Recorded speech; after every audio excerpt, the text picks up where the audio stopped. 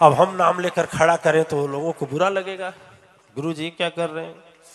लेकिन चलिए देखिए, जुआ खेलने वाली की दो गतिविधि होती है दिव्यात्माएं, दो ही होती है, एक जीतने वाला होता है, एक हारने वाला होता है, ठीक है, तीसरी गति नहीं होती। लेकिन देखिए, जो जीतता है वह भी नहीं छोड़ता है मैदान को, और जो हारता है वो भी नहीं छोड़ता है। जो जीतता है क्यों नहीं छोड़ता है? इसलिए नहीं छोड़ता कि उसको भी लालच है। इस शेयर बाजारी एक चलती है, शेयर सट्टा वाले, कुछ जानते हैं क्या शेयर के विषय में आप लोग? कोई है शेयर वाला जानकार? शेयर खरीदना बेचना, हाँ आप जानते हैं? अच्छा चलिए, शेयर वाले भी एक है। देखिए, शेयर सट्टा जुआ, जीतने वाला भी रण को नहीं छोड़ता, मैदान को छोड़ता है, हारने वाला भी नहीं छोड़ता है। जीतने वाला इसलिए नहीं छोड़ता है, इसलिए नहीं छोड़ता है कि जीत जाएंगे तो और ज्यादा धन हो जाएगा, चाहे जो कुछ जीतते हैं ज्यादा हो जाएगा। हारने वाला इसलिए नहीं छोड़ता है, इस दांव में चला गया तो हो सकता है अगले दांव में आ जाए।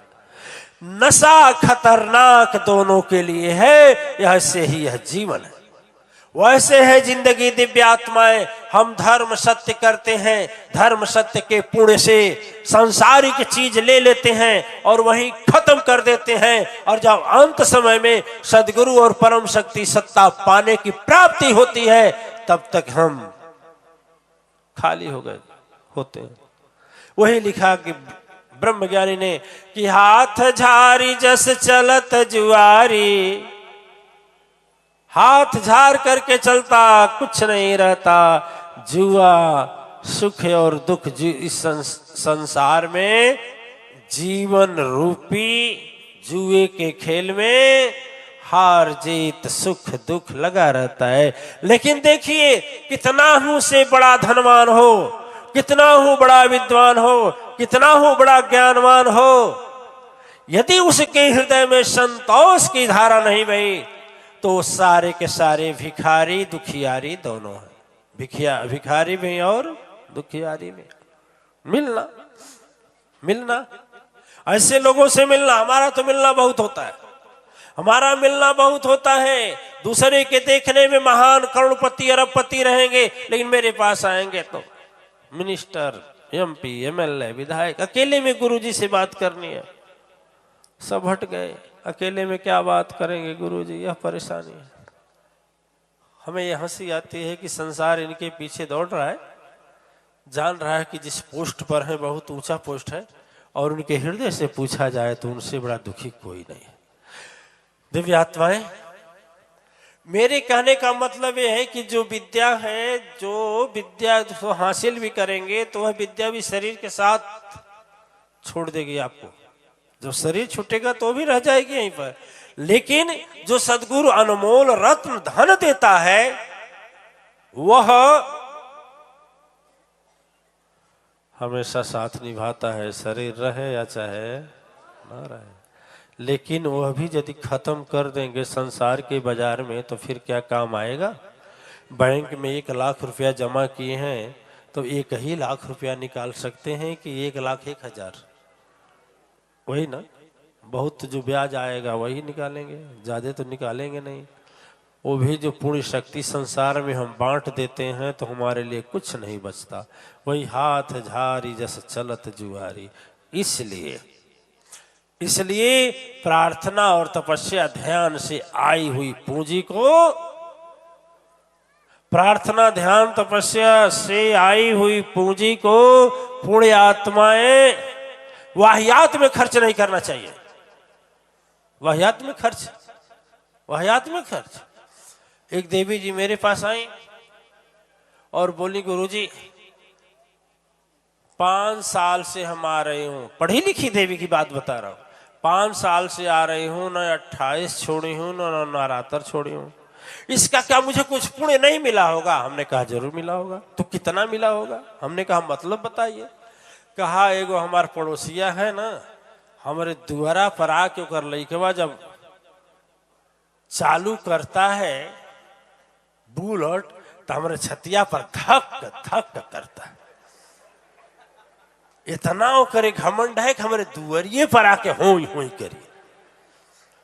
दो बात करे, पहला बात करी हमारो मोटरसाइकिल हो जा, आ दूसर बात करी जितना हम तपस्या पुण्य इकट्ठा की हूं आज वे जाओ आ चौराहे पर आके उलट जा, उलट जा। बस यही दूगो हमार 5 साल के नवरात्र का अम्मा से कोई के यही करा दी। जब यहाँ से जाए ना तो पता लगे वो हॉस्पिटल बा, आ दोबारा आपके खबर देवे आई तो पता लगे वो पोस्टमार्टम में बा।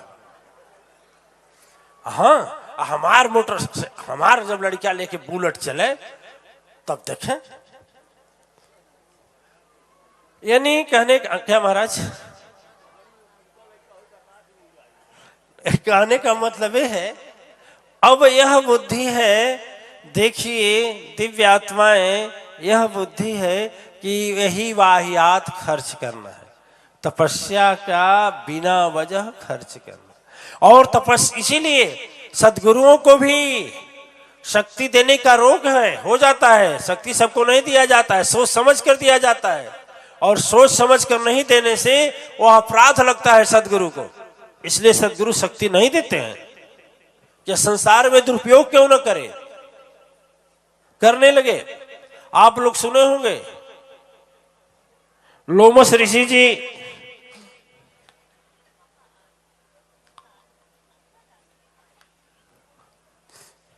ओम बोलिए साचे दरबार की। नहीं, दृष्टांत बहक जाएगा। ध्यान की तैयारी कराएंगे, और आज प्रथम दिन है और लास्ट भी दिन है। इस विद्या का प्रथम दिन है और लास्ट यज्ञ का।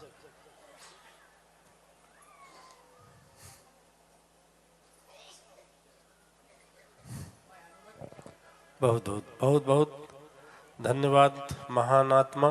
फिर आप जैसे तो महाराज की तपोभूमि पर चरण पड़ता रहे, यही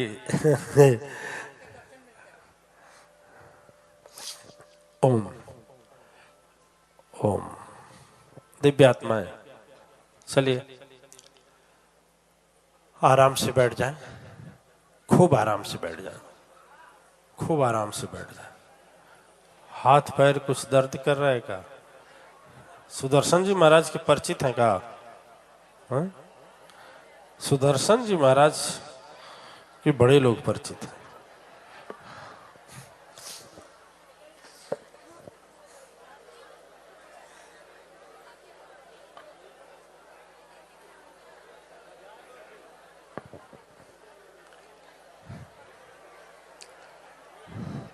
अबे चुप हो जाएंगे, सभी चुप हो जाएंगे। चलिए एक साथ बोले ओ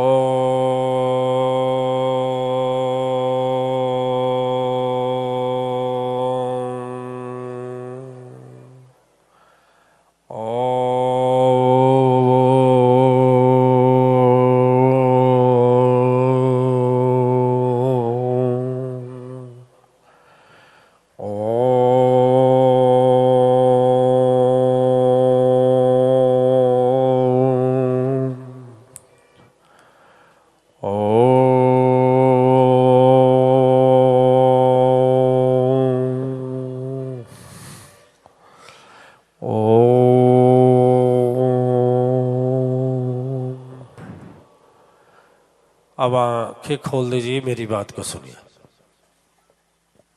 दधीच बाजार बंद हो गई ना, मैं जानता हूं, हम जाने ना किसी का हलवा, केवल देखते रहिए, हम वहीं ले जाएंगे जहां ले जाना चाहेंगे। ठीक है? दिव्य आत्माएं, एक आज ध्यान का अभ्यास कराऊंगा जो बड़े बड़े ऋषि मुनियों के लिए दुर्लभ है, वह मैं आपको बताऊंगा। इस ध्यान में बैठने के बाद यह आत्मा उस परमात्मा की परमात्मा के स्वरूप से जुड़ जाती है, कड़ी कड़ी से जुड़ जाती है। ठीक है? इतना सरल इतना सहज है कि इसको बैठकर भी कर सकते हैं, सोकर भी कर सकते हैं, चलकर भी कर सकते हैं। और सबसे बड़ी बात है कि इसमें कोई मंत्र है ये नहीं है, मंत्र नहीं है, बाबा जी का मंत्र तंत्र नहीं है। ठीक है, हमें आप बताएंगे, थोड़ा समझा दें। आप लोगों में कोई यह बताएगा कि कौन सा ऐसा चीज है जो मनुष्य की प्रथम ही दिन से, जब मां के गर्भ में जीव आता है, मनुष्य का कौन सा एक चीज है शुरू से और अंत तक साथ देता है? क्या है? अरे खड़ा होकर बोलिए ना। माँ बोल रहे, चलिए और हाथ ऊपर करिए। और कोई बताएगा? कौन बता सकता है? थोड़ी बुद्धि दौड़ाओ, थोड़ा घोड़ा, अक्ल का घोड़ा दौड़ाओ। वो तो दोनों भाई नकल करके बोलेंगे। चलिए ज्ञानेंद्र जी बोलिए। क्या हम बोले नकल करके बोलेंगे? अभी देखिए वो भी बोलेगा। तुम खड़े खड़े जाइए। देख बोले ना, दोनों नकल करके बोलता, जो बोलता सो ही बोलता है। और किसी का कोई है? धर्म। और कोई? इच्छा। और कोई? और कोई है? हाँ हाँ जी, कोई बात नहीं। और क्या, इतने लोग हैं, सबके ऊपर माँ की कृपा अलग अलग है, बोल सकते हैं। हाँ भगवान सही है, चलिए सही है, भगवान साथ देते। और कोई? और कोई? हाँ तो आप ही तो खड़ा करा रहे, तो खड़ा हो रही है। आप ही बोले खड़ा हम बोले हैं हाथ उठाओगे हम स्वयं पूछ लेंगे, क्योंकि जो बोलना चाहोगे हाँ हमें पता लग जाए क्या बोलो। हाँ तो और कोई? धर्म, भगवान, इच्छा, माँ, श्वास और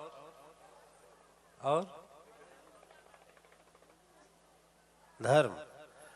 कौन ऐसा चीज है जो साथ देता है, शुरू से और अंत तक साथ रहता है, लास्ट तक साथ रहता है?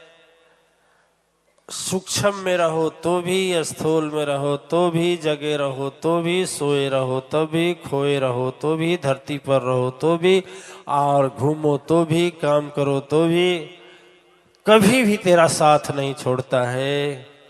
क्या? गुरु कृपा, वशिष्ठ दधित जी है, सदगुरु की छाया और मन और कर्म। और खड़ा हो जाइए। कर्म और शरीर। शरीर, चलिए सुनने में क्या है, सुन लीजिए। और कोई? ओ महाराज जी बोल रहे हैं जो आत्मा में बैठे हुए हैं, ठीक है। और कोई? और क्या बोल रहे हैं महाराज जी? है विश्वास। और कोई? अरे बोलो ना, बोलो ना, 8 दिन से तपस्या किए हो। धड़कन। और कोई? मस्तिष्क। और बोलिए। भूत बाबा।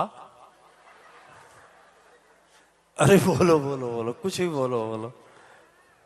है अब आए क्या? सदगुरु। हाँ बैठे। और कोई? सबसे बड़ा सच्चा साथी कौन है? लेकिन सदगुरु नहीं था तो भी था। कौन? आत्मा, चैतन्य आत्मा। अब आप लोग बता दिए, अब हम बताएं। लेकिन आप लोगों की बात कैसे, मतलब परिपूर्ण सत्य नहीं है, बताएं। सदगुरु साथी होता है, दिव्य आत्माएं, बात सही है, लेकिन सदगुरु मिलेगा तब ना हम पूछे हैं मां के गर्भ से ही साथ हो। धर्म आखिर जन्म के बाद में धर्म करेंगे, जन्म नहीं हुआ तो भी आपके साथ है।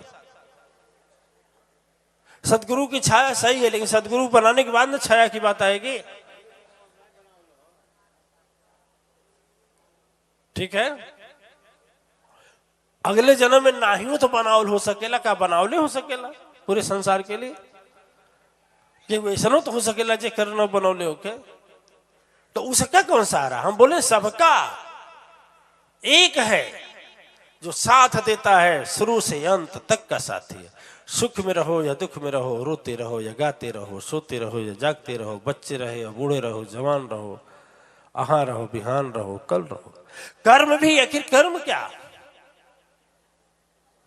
देखिए, सबसे बड़ा परम शक्ति सत्ता के द्वारा एक अनमोल चीज दिया गया है, जो साथ निभाता है। तो तीनों नकलची थे, सुने थे तो बोले हैं, वो सब ध्यान से सुने थे, मेरी बात बता दी, आप लोग भी ध्यान से सुनेंगे तो बता देंगे। वो है श्वास,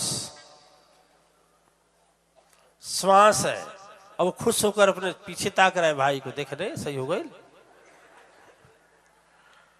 देखिए, श्वास ऐसी है, कोमा में रहेंगे तो भी साथ देगा, सोए रहेंगे तो भी साथ देगा, दौड़ते रहेंगे तो भी साथ देगा, काम करते रहें तो भी साथ देगा, दुष्कर्म करेंगे तो भी साथ देगा, सत्कर्म करेंगे तो भी साथ देगा, हमेशा साथ देता है। दांत चला जाता है, आंख चला जाता है, कान सुनने की शक्ति चली जाती है, लेकिन श्वास आपका जो परमात्मा से भेंट मिला है वह कभी भी नहीं जाता है, और जब चला जाता है तो उस समय बेकार हो जाता है, सब कुछ बेकार हो जाता है। ठीक है, श्वास। इसीलिए यदि महावीर या जैन धर्म के या बौद्ध धर्म के गहराई में जाएंगे तो वही श्वास के ही मूल मंत्र मानते हैं लोग, सांस को ही मूल मंत्र है, और यदि सांस न रहे तो कोई मंत्र भी चलेगा। मातेश्वरी परिवार में सदगुरु द्वारा जो मंत्र दिया जाता है वही मंत्र दिया जाता है जो ब्रह्मा तपस्या करते हैं, विष्णु तपस्या करते हैं, शंभु तपस्या करते हैं, सती सावित्री तपस्या किए थे, भक्त प्रहलाद तपस्या किए थे, भगवान राम तपस्या किए थे, भगवान कृष्ण जिस मंत्र को जपते हैं कि एक ही सांस में खत्म हो जाता है।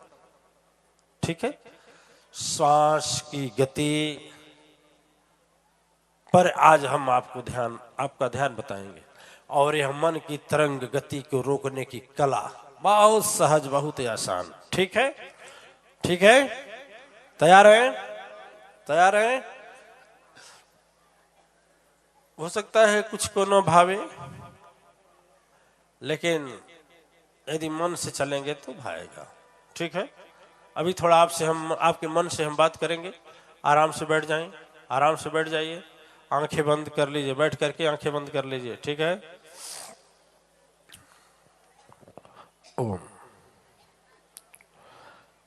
हमें अभी रात में हमारे सदगुरु के द्वारा हमको मिला है, इसलिए आज दे रहा हूं आप लोगों को, आज मिला। आंखें बंद करिए, आंखें बंद करिए। अब थोड़ा, चूंकि सब लोग एक साथ तो है नहीं, सबको एक बराबरी में एक कमरे में लाना है, मन एक कक्षता में लाना है, सबके मन की गति को वहां तक पहुंचाना है, इसलिए वो शुरू में करेंगे जो आप लोग को लगेगा कि हम तो जान रहे हैं। इसलिए श्वास पर ध्यान करेंगे, नाक से सांस लेकर मुंह से निकाल देंगे कम से कम 7 बार।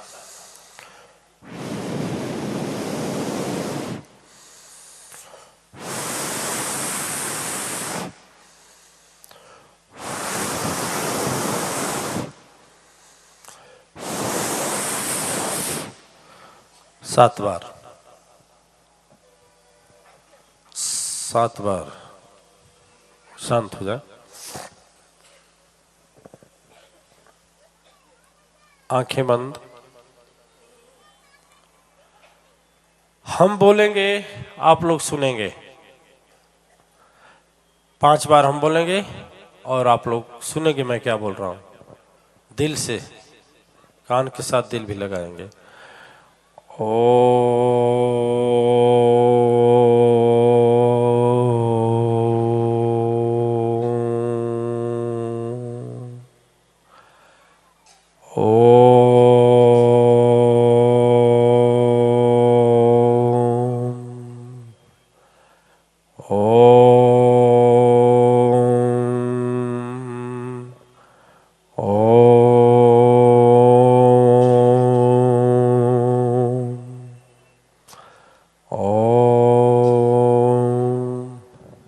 अब आपके मन के साथ हम खेलने जा रहे हैं, खेलना जैसे खेला जाता है।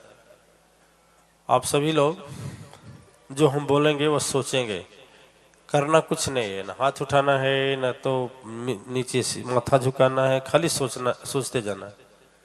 सोचेंगे कि सोचते जाइएगा। गुरुजी, अपने गुरु को सोचिए। गुरुजी आपके सामने खड़े हो गए हैं और धीरे धीरे बड़े हो रहे हैं। बढ़ते बढ़ते बढ़ते बढ़ते बढ़ते इतना बड़े हो गए कि आकाश के बराबर हो गए। अपना हाथ गुरुजी उठा रहे हैं और उनके हाथ उठाते ही उसमें से एक धारा निकल रही है। वह धारा गंगा की धारा है। गंगा, उसमें एक नौका बह रहा है। नौका, जिन्हें नींद नहीं आती है ध्यान करो, कर लो, नींद आनी शुरू हो जाएगी। गंगा की धारा में एक नौका है। नौका पर आप जा रहे हैं बैठने के लिए। ज्यों ही नौका पर आप बैठते हैं त्यों ही नौका कमल का फूल बन जा रहा है और उस कमल के फूल के पंखुड़ियों पर आप डांस कर रहे हैं। बहुत गजब का डांस कर रहे हैं। इतना डांस कर रहे हैं, बहुत अच्छा लग रहा है। अब इतने में कोई गाना सुन रहा है, कहीं से आवाज आ रही है। आवाज आ रही है और उस पर आप लोग डांस कर रहे हैं। फिर एक ऐसा तूफान आ रहा है कि उस नदी के अंदर तूफान आया और तूफान पूरी तेज से ऊपर बढ़ने लगा। कमल का फूल भी बढ़ रहा है और कमल के फूल पर देख रहे हैं आपके साथ नीले, लाल और हरे रंग के तोता आपके चारों ओर मंडरा रहे हैं, बोल रहे हैं। आप खुश हैं, आगे बढ़ते जा रहे हैं। फिर थोड़ी दूर आगे गए। थोड़ी दूर आगे जाने के बाद में एक बहुत बड़ा हिमालय की तरह पहाड़ है, बर्फ का चट्टान। उसके ऊपर चले गए, आराम से बैठ गए। सदगुरु गायब हो गए। अब केवल सदगुरु की वाणी सुनाई दे रही है। पहला चरण ध्यान का। अब सोचें, अपने श्वास पर ध्यान कीजिए। अपने श्वास को निहारिए, कैसे श्वास अंदर जा रहा है, कैसे बाहर जा रहा है। पहला। अब श्वास पर गति एकदम रखें, श्वास कैसे जा रहा है, कैसे आ रहा है। दूसरी बात, दूसरा चरण, केवल श्वास जो अंदर जा रहा है उसी को देखें। जो श्वास अंदर जा रहा है कैसा लग रहा है। ये श्वास जब नाक के रास्ते से जा रहा है तो आपको कैसा महसूस हो रहा है। केवल सांस जाते समय को ध्यान करें।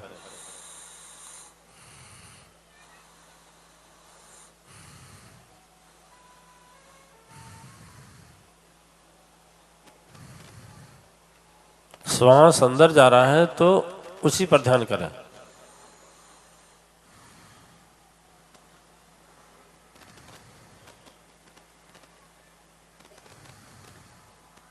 श्वास अंदर जाकर के कितना देर तक रुक रहा है, इसको अब इस पर ध्यान रखें। अंदर जब सांस जा रहा है तो कितना देर के बाद बाहर आ रहा है, बस यही पकड़ना है, मन में सोचना है। और जब सांस बाहर आ रहा है तब कैसा महसूस हो रहा है।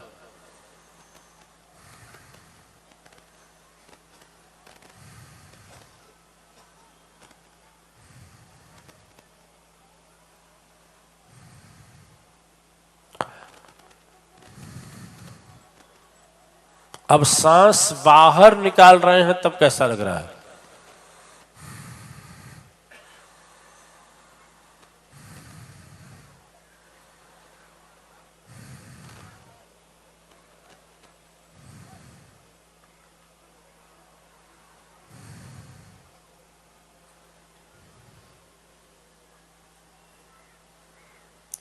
अब सांस बाहर कितना देर तक रुक रहा है, केवल यह देखना है कितना देर तक बाहर रुक रहा है। कुछ न रोकना है और न तो लेना है, जैसे चल रहा है वैसे चलेगा।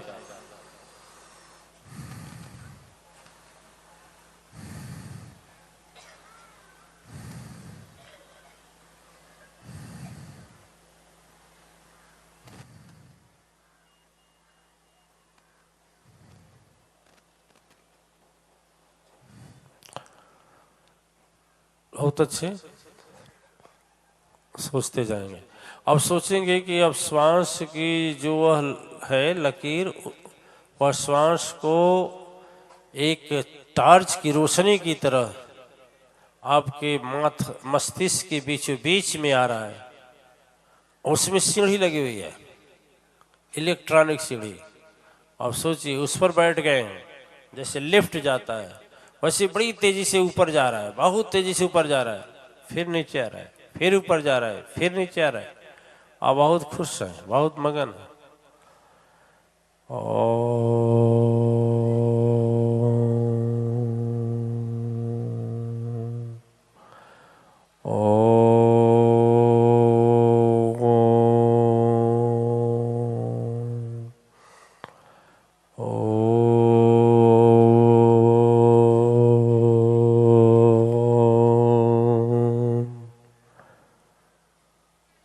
अब सोचें कि आपके ललाट के मध्य में हो प्रकाश आ गया है, दोनों कंधे से होते हुए दोनों बाहों में उतर रहा है।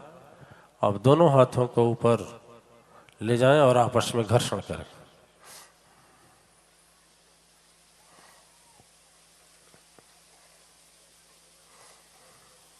घर्षण करें और जब पूरा गर्म हो जाए तो उसको जहां तकलीफ है वहां लगा लें।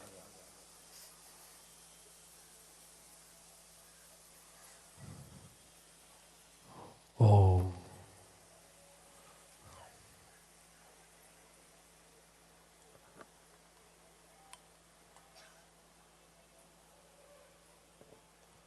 धीरे धीरे अपनी आंखें खोल दीजिए,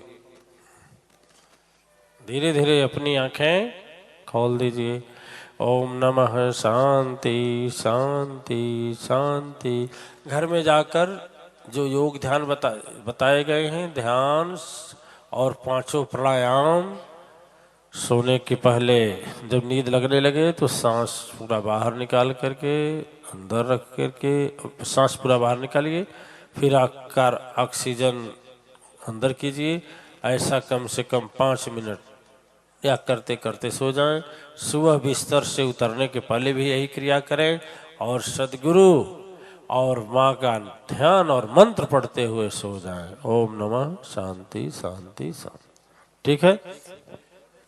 घर में अग्निहोत्र ज्यादा रखें, मन अपने हाथ से हवन करें। इस सवेजक करने के बाद आरती से दीपक नहीं करना, कपूर से आरती नहीं करना चाहिए। सदगुरु की आरती इसके बाद करिएगा, सदगुरु की। सदगुरु घर जाते हैं तो आरती कपूर से नहीं, चाहे घी से करते हैं। ठीक है, यह कर्म हो गया। और फिर दूसरी बात, आज एक बहुत जरूरी बात बोले हैं, अभी हम समझा दें कि आज पूजन है मंदिर का, है ना, भूमि पूजन। ठीक है, तो यहाँ से उठने के बाद में वहाँ एक